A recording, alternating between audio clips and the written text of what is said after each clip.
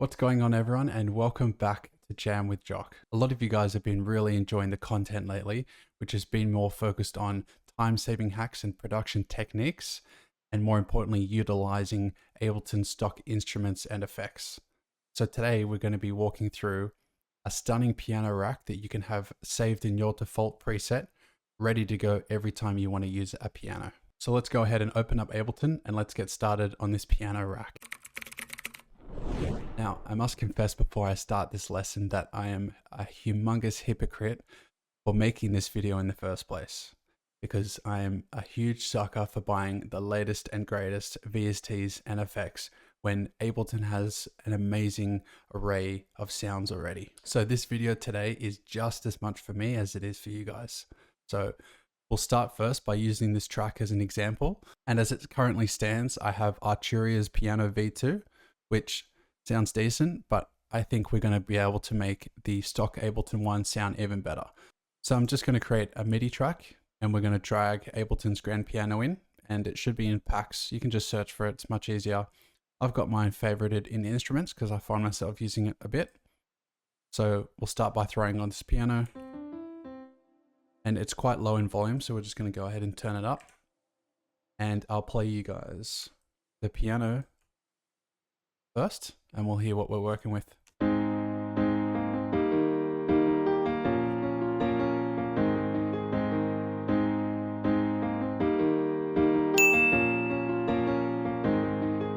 As you can hear, it's actually a really good sounding piano, but I think we can add a whole lot of effects to it and then save it as one rack, and this is going to be the purpose of today's video. So the first effect we're going to be adding is a compressor today. And I think compressors are really good to add on pianos just because they helps control the dynamic range. And especially for a piano like this where I've got chords and melodies playing as well, I want them just to be just a little bit compressed all together, making it sound like one unified sound. So we're just going to turn to this view here, which is the view that I like to work in Ableton's compressor. And we'll start with 3:1 ratio at the start. You can go anywhere between 2 and 4 and then adjust it as you like later. The attack is going to be dependent on what type of piano sound you're after. So a more smooth and subdued sound, you'd have the attack shorter because that means the compressor is happening faster. So those transients are getting squashed right from the get-go. And if you want a more natural sounding piano with the transients a lot larger, then you want to have the attack up. So I kind of want somewhere in between. So we'll put it at about 1 milliseconds. Now, I really think for a piano, it's great to have a release that's quite low. And that's because we want that compressor not to be carrying on as long as possible. So anywhere between 0 and 50 is great, because that's going to allow the compressor to get back to the point that it needs to be. And especially for a piano that's quite as busy as this one, we don't want the compressor taking a long time to come back to its original point. So a release anywhere between 0 and 50 would be great. It's going to go at 45 milliseconds, but as we listen to it, we can adjust it. I always aim to get about -3 dB of reduction when I'm doing my compression. So let's just drag it down until we get that amount.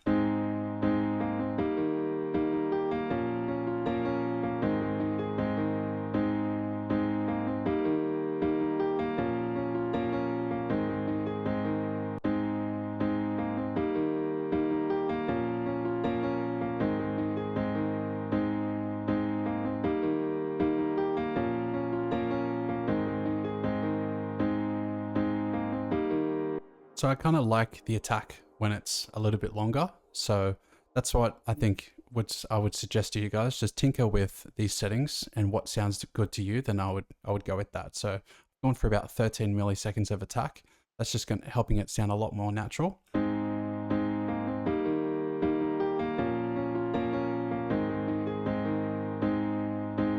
About -25 dB of threshold. Now, just to make up some of that volume that we've lost, I'm just going to add 2 dB to the volume. I'm just going to A/B it now.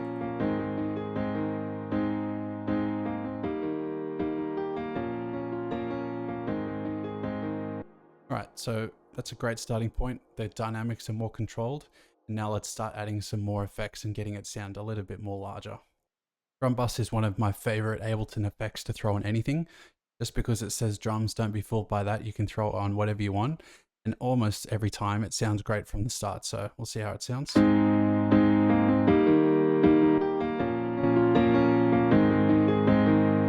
right, we want to take boom off because that's just adding sub frequencies that we don't need.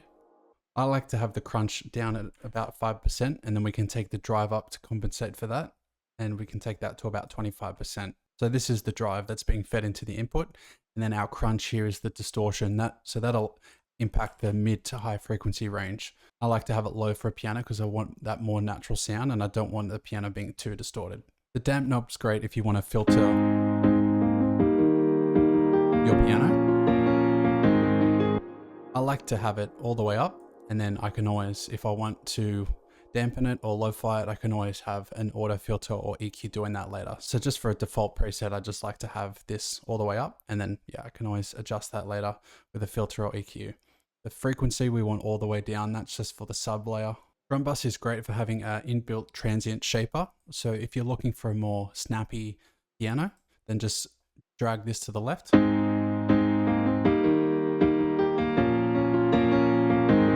And more sustain just to the right. I don't like touching that for a default preset. If you want to have something a bit more tailored, then obviously you can adjust that when you drag this preset on.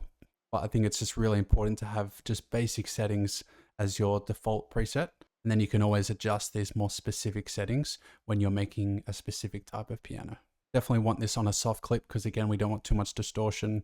And if you want to, you can actually parallel compress this by blending in the dry wet signal. I like it how it sounds at the moment, so I'm happy for 100% wet. Next, we want to add some delay, but for this, we're going to group this and we're going to create an audio effect rack so we can actually blend this wet signal in with the dry. So I'm going to create a chain here by right clicking and pressing create chain. Call this one dry. And then we call the delay one wet. So now we have this audio effect rack and this volume fader here that we can adjust the delay signal in, because I don't personally like a piano that sounds too delayed. So by having this here, we can control that amount to our personal taste. I like to have the delay on dotted 8 notes, which is this third one. And then the feedback, I'm happy about 50%. And then I'll take the dry wet down to 30%, but we'll see how it sounds first.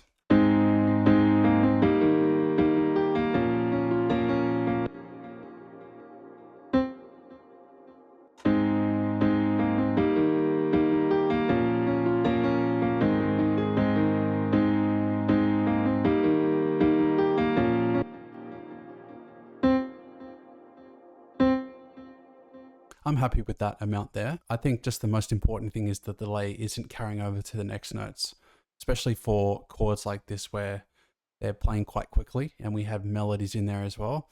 We don't want the delay to get muddled up with the next notes because then it just won't sound very pleasant at all. So you hear me press a note, you can hear the delay is just ever so subtly there. But when I play it all together,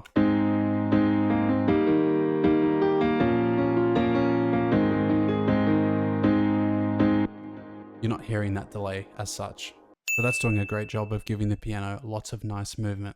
Next, we'll throw on some reverb just to give it a bit of space and another dimension. So we want the pre-delay all the way down. You definitely want the density on high.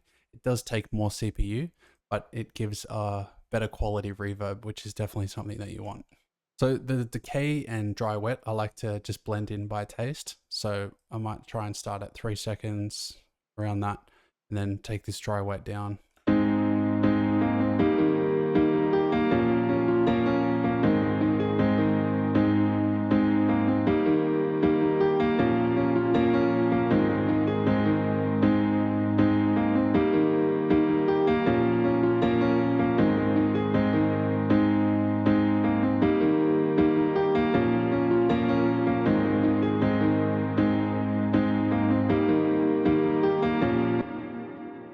I'm just going to take this volume fader down because we're starting to clip here.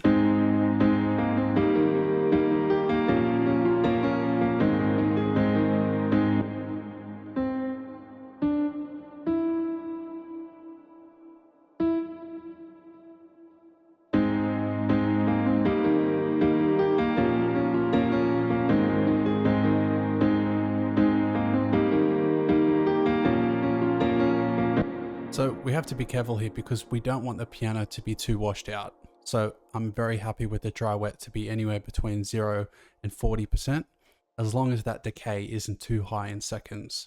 So I did like it when I took the decay up, but I had to compensate by taking the dry wet down. So this way we're still getting a really nice large piano sound, but it's not too atmospheric and it's not too washed out either. So we'll just play it again.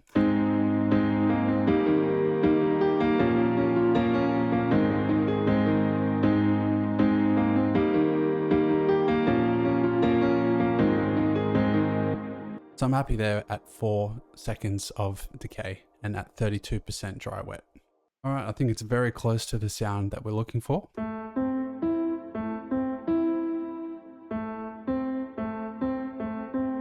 I think it's sounding quite dull, so let's get rid of these lower frequencies as well. About 55 to 80 hertz I'd probably cut. And then we're going to boost some of these high frequencies just to give it a bit of air. It's sounding a bit dull at the moment.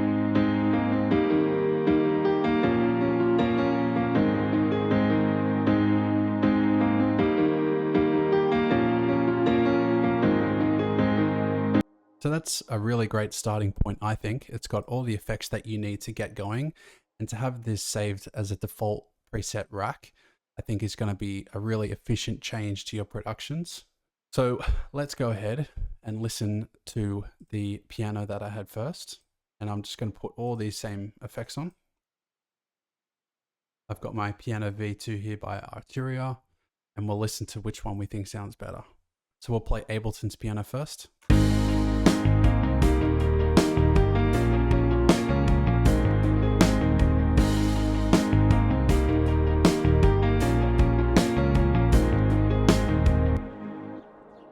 Arturia's one. I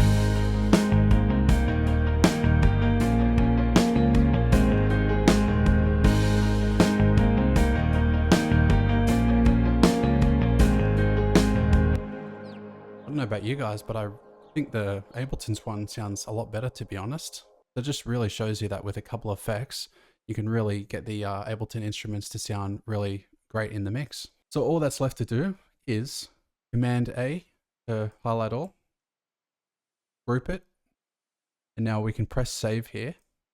We can name this whatever we want. Go to piano, and now this is in our user library instrument rack section. And more importantly, I like to highlight this into one of my favorite sections so it's even more efficient. So we've got it now in my instrument section, and then go to piano. So say I've got a really nice MIDI file here. All I've got to do, drag on, and then we have it. There we've got our piano that we've just created with all these nice effects on it, ready to go, ready to use.